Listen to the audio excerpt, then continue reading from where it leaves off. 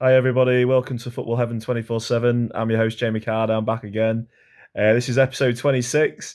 I'm a bit more chilled out today. It's 35 degrees in England. It's ruddy hot. It's really hot. So anyhow, like it's episode 26, as I say, of Football Heaven 24/7. Um, some of you may or may not realise, but the Premier League fixtures for the 22-23 season, they came out yesterday morning at 9 o'clock. That was on Thursday, the 16th. Today is the 17th, Friday evening. Basically, yeah, let's get down to it. So basically, there was an interesting draw. Now, the first televised game of the season is going to be Crystal Palace against Arsenal. And Crystal Palace absolutely hammered Arsenal last season. It was 3-0. Um, complete, one of the shocks of the season, for them. Um, but I can see I'm going to make predictions on the opening days games, and I'm going to say that basically Arsenal are going to win that one 2-1. Do this, I probably might do another review on it closer to the time. Now, the Premier League season this year, it starts on August the 5th. That's a Friday night. As I say, it's the Crystal Palace Arsenal game. And then on the Saturday, obviously, you've got all the games. Now, the selected games for the televised games for BT Sport and Sky Sports, the the early kickoff on Saturday will be newly promoted Fulham against Liverpool. Liverpool obviously looking to go one better this season and snatch the title off Manchester City. Manchester City have now won it 4 out of the last 5 seasons. They're on a bit of a roll. They're dominating at the moment. But Liverpool was only a point off from last season, and in previous seasons there was only a point off as well. Or I think it was on goal difference or something anyway. But anyway, yeah. So Fulham will play Liverpool. My prediction on that one, I will say 3-1 to Liverpool. And then the evening kickoff on the Saturday um, will be Manchester United. Oh no, it won't be Manchester. I thought it was going to be Manchester United, but it's not. It's I believe it's Everton against Chelsea. The 5:30 kickoff on the Saturday, the 6th of August. Now I'm going to say 2-2 in that game between Everton and Chelsea. Um, and then we've got all the other games for the opening day of the season. Now, newly promoted Bournemouth are at home to Aston Villa. That's going to be a really, really tight game. But I'm going to say that basically, I'm going to say that Villa are going to win that one 2-1. And then we've got Leeds United, who just avoided relegation narrowly last season, at home to Wolverhampton Wanderers. And I'll say 2-0 to Leeds in that one. I think Leeds will start the season positively and well this season. It's hard to know exactly how teams will turn out because there's still a lot of transfer business to be done. As I say, we're on the 17th of June now. The season's not starting for nearly 2 months. It's nearly just under 2 months away from starting. So there's a lot to be decided before then. Tottenham have already brought in a few players. They've brought in Ivan Perisic from Inter Milan. As everyone knows, Antonio Conte is the Italian manager of Spurs. And Spurs have got Ivan Perisic from Inter Milan, and that was where Antonio Conte used to be a manager, and he won the Serie A title with Inter Milan back in the day. So the same, and also they've got Yves Basuma from Brighton, who's was much sought after last season in the January transfer window, but no one got him. He's going to come in and strengthen the Tottenham midfield. Now, I made a prediction on one of my previous episodes. It probably wouldn't be that popular with some of the West Ham lads that watch my YouTube channel, but that Spurs would finish second. But I still stand by that. I'm going to stand by it. I mean, people will be like, "Are you crazy? Are you crazy? Liverpool's going to win it. Liverpool going to finish second. Do you know what I mean? If not win it, I don't think they will. I think they're going to dip. They've brought in Nunes from Benfica, but I still think that they're going to have a few issues. I think that some of the players are going to be on burnout by the time they've come back, from their holidays. I think they're going to be on burnout. So I see a dip there. I see real progression at Tottenham, especially, and also at Arsenal. They finished eighth the previous 2 seasons from last season, and finished fifth. They only just missed out on the Champions League, and Tottenham came from what looked like they were going to get nowhere near Europe to finishing in the Champions League and pipping their great rivals, Arsenal, with a couple of games to go. But anyway, yeah. So that's that with all that. So, but Leicester City are playing Brentford on the Saturday kickoffs. I'm going to say 2-0 to Leicester for that game. I'm going to say Jamie Vardy and Maddison going to get on the score sheet on that one. And then my beloved Nottingham Forest are playing their first Premier League game for the first time in 23 years against my brother's team, my youngest brother's team, Newcastle United. I'm not going to show bias, but I'm going to say I'm going to go for a 1-1 draw in that game, even though Newcastle will buy some players in. I think Forest will hold their own on the first game of the season and show that they're here not just to make up the numbers, to really have a good go at it. And I think that Tottenham, then there's the last Saturday game is Tottenham against Southampton. I can only see that being like 4-1 to Tottenham. Now, there's a rumour that the key player for Southampton last season, who's been there for years, James Ward-Prowse, is being sought after by Manchester United at the moment. Well, how much of that is true, I've got no idea. This time of the year, you've got a lot of rumours going around, as a lot of people know. But ultimately, a lot of, probably like 98% of them are not going to happen. So Manchester United looking to strengthen with Ward-Prowse. They're looking to strengthen potentially with Frenkie de Jong in midfield from Barcelona, who's used to play for the new boss for Manchester United this season, Erik ten Hag, back in the Ajax days together when they got to the semi-finals in Europe about 3 seasons ago. 3 or 4 seasons ago. But yeah, so that's what I think for the Saturday games and the Crystal Palace Arsenal game on the Friday night. On the 7th of August, are the final 2 games of the opening day of the season, or the opening weekend of the season. Manchester United are playing Brighton on Sky Sports, and that I would say will finish 2-1 Manchester United, and then West Ham are playing Manchester City, and I think that'll end up 2-2 in the end. I think West Ham will give it a good go, like same scoreline as last season, season just gone. I think West Ham going to hold on to Jared Bowen at the moment. Declan Rice is going to stay for at least this season by the looks of it. Rumours about Souček maybe moving. There's a few players in the mix for West Ham, but nothing concrete at the moment. So it'll be interesting to see. West Ham definitely need a new striker. They definitely need probably 2 more defenders and another couple of good midfield players on as backup, for Rice and people like that if they get injured or any problems. So it'll be interesting to see who brings in what. Newcastle have obviously got the highest spending power now. They're the richest club by far, even over Manchester City. Manchester City have brought in Alfing Haaland's son, Sterling. Not Sterling, what's his name? Erling Haaland even. They brought him in, and with the amount of service that Manchester City team provides, a lot of people are talking about him ending up with like 25 to 30 odd goals easily this season. He will probably be one of the favourites to finish top goal scorer, along with possibly Salah and Kane, I would say. Or maybe even Son. Son will probably get missed out like he did with some of the awards. Heung-min Son had a great season last season, 21-22. Top goal scorer for Tottenham, finishing with 23 goals. As I say, I think I can see Tottenham going from strength to strength. It's not a popular thing to say. I live in West Ham country, in Essex, and yeah, not popular. But as I said, these things happen. I mean, one thing I will say about Tottenham is that they haven't been successful in the past with it. They bought a lot of dud players and struggled a bit. But I've got a feeling if they can keep Ola Conte, keep him happy, get that provide him with that transfer money, I feel he can create something really good for Spurs, and I can see him actually winning possibly a League Cup this season or something like that coming up. But it's still there for West Ham and teams like that as well that have been doing really well over the last couple of seasons, punching above their weight really.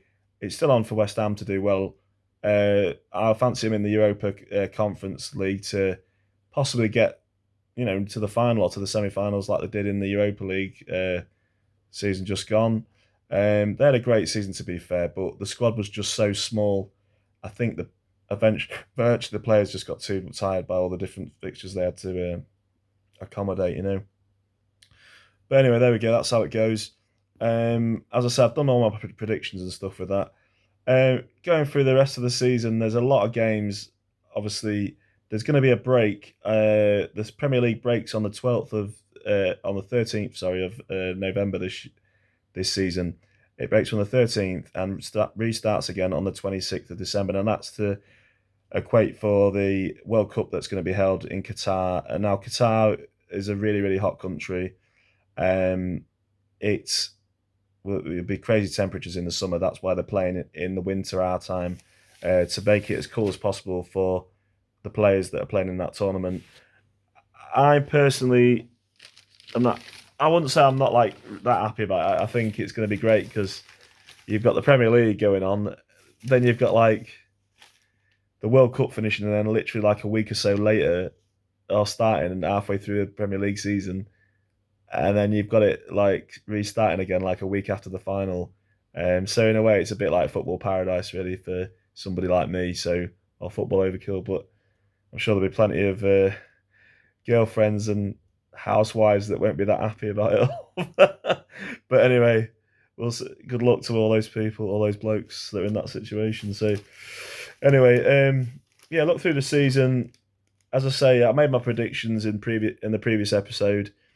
I did feel that Fulham would end up going down. Would end up going down with Brentford and Southampton. I feel Southampton, they've just been scraping to survive over the last few seasons, and I think their luck's going to run out. It was same with Burnley. Burnley had one good season, I think, and the other seasons they were always like scraping down the bottom to survive every season, and they were never that ambitious with their signings or never spending big with their signings. So yeah, the Premier League's a ruthless league. If you're not what Sean Dyche did at Burnley for those, I think it was 5 seasons, was nothing short of a miracle to spend that small amount of money and to keep them where they were for so long. But inevitably, it had to end at some point, and that's exactly what's happened. So Burnley, as we know, went down along with Watford and Norwich. How they'll fare in the Premier League, in the Championship next season will remain to be seen. Norwich are a bit of a yo-yo team. I don't know how many Norwich fans are happy with that, but in reality, they're still making a profit from the money that they're getting from coming up and the parachute payments when they go back down. I think Norwich have got a good chance, obviously, of winning the Championship next year. Burnley are not one of the favourites. Burnley are at 14-1 to win the Championship, which is a little bit crazy. Vincent Kompany, the old Manchester City player, is the new manager there at Burnley. And just down the road at Blackburn, at local rivals Blackburn Rovers, they have a new manager in John Dal Tomlinson, who used to play for Newcastle United briefly in the late 90s. He didn't have a very good spell there, to be fair. He wasn't used much, but he was a great striker, or decent striker back in the day. So it'll be interesting to see how some of the teams in the Championship do that have gone down from the Premier League the season just gone. But as I say, my predictions is for Brentford to have second season syndrome, for them to go down, along with Fulham and Southampton. And I think that Forest will stay up, and I think that Bournemouth will narrowly stay up as well. And so it'd be really interesting to see what happens. There's been a few transfers coming in. Forest have got Manchester United second choice goalkeeper Dean Henderson so far on loan, with a potential option to buy him for 20 million, and that will be happening. That's pretty much signed, sealed, and delivered. It may affect James Garner, a player that was playing for Forest last season. He was very useful. He had 6 goals and several assists in his time on loan at Forest in the second half of the season. But there's potentially he would be able to stay, because you're allowed to have 2 loan signings from the same club as long as you're going to buy one of those players at the end of the loan period. So that's the rules for the Premier League, basically. So if we look into the let's have a look at the festive fixtures. I guess what the FA have done, the Football Association for England, they basically made sure that none of the usual top 6 teams will play each other in the last round of fixtures before the start of the World Cup. Now, as I said, the World Cup will be starting, I believe it's on the 18th of November. The Premier League will break up on the 12th, Saturday the 12th of November, after that fixtures that on that day. On that day, which could be a pivotal moment because it's almost halfway through the season, pretty much. That it will be interesting to see where teams are at. Um, you would obviously picture Manchester City and Liverpool being right up the top around November time, but it'll be interesting to see what happens on that day. There's a couple of key games. Um, Liverpool will be playing Southampton just before going in. Their players go to the World Cup. Um, Manchester City will be playing Brentford, so you would assume that both those teams would win those games on that day. West Ham got Leicester on the 12th. Wolves are playing Arsenal. Tottenham are playing Leeds United. Forest will be home to Crystal Palace. Newcastle have got Chelsea, and Fulham are playing against Manchester United. Brighton are against Aston Villa, and Bournemouth against Everton. Now, that's those festive period. They're not doing. There used to be games on the 26th, 28th of December, but because of the World Cup, they're having a little break. The Premier League will start back again on the 26th on Boxing Day. But there won't be any 28th fixtures. The next round of fixtures will be on New Year's Eve. And then likewise, there'll be no New Year's Day fixtures like there used to be. It'll be the day after New Year's Day on January the 2nd. So, you've got a couple of, like I say, those games on the 31st and the 2nd. That's a quick turnaround for those teams. This year in the Premier League, I believe they're allowing 5 substitutions instead of 3, which will be very beneficial, especially for those teams that have got a lot of players going to the World Cup to rotate their squad. Some people might think it's a bit unfair because the teams that are bigger, got more money, like the Liverpools, the Manchester Cities of the world, and even Newcastle coming up with loads of money now.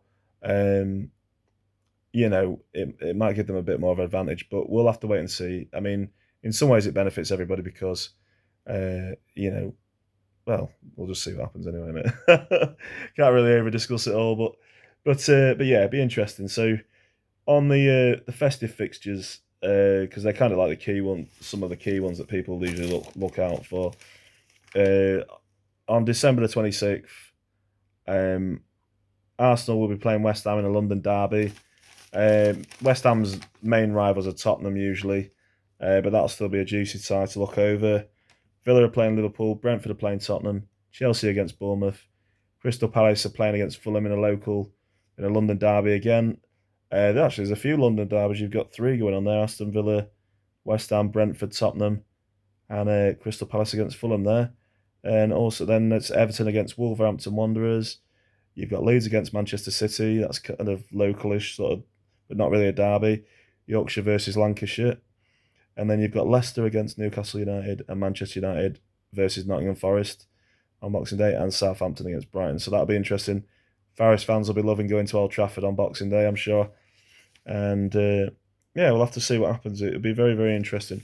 And then if you go to the final day of the season, if my predictions are right, it'll be interesting to see who those relegation threatened teams might face, or the teams going for the title. So the last round of fixtures will be played on Sunday, the 28th of May.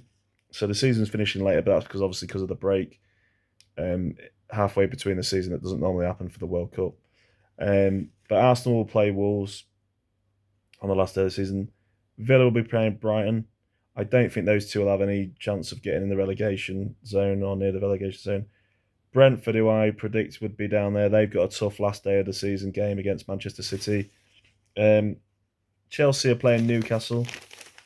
Newcastle, I think, will be safe. I believe I predicted a 7th for Newcastle this season, or 8th, I can't remember what it was exactly, but Chelsea will obviously be going for Europe again, in my opinion. Crystal Palace against Forest. I think Forest, as I say, people think I'm biased, but I think they're going to spend big in the transfer market compared to a lot of the smaller clubs that have been promoted with them and other teams around in and around that normally finishing in around the relegation zone. So if they get the money through, they've already bought in a good keeper from Manchester United, better than the current keeper they've got, who's going to go to the French team Lens. Forest have got Crystal Palace anyway. Everton's playing Bournemouth. I can't see Everton struggling as much as they did this season. I think Everton will be a bit safer. Not much safer. I still think they'll have quite a poor season by what their fans would expect them to do. But still feel that they'll be probably 14th, 15th, that kind of thing. Leeds will be playing Tottenham. I think Leeds will have a better season than they had last season because Leeds finished seventh, only just stayed up last season. Leicester's playing West Ham. Both those teams will be safe, sort of mid-table area, I'd say. And then you've got Manchester United against Fulham. I think Fulham will already be down before that game even happens. And then you've got Southampton versus Liverpool. So, number of games to go. Potential banana skins will obviously happen along the way. There'll be some shock results like there was a few last season.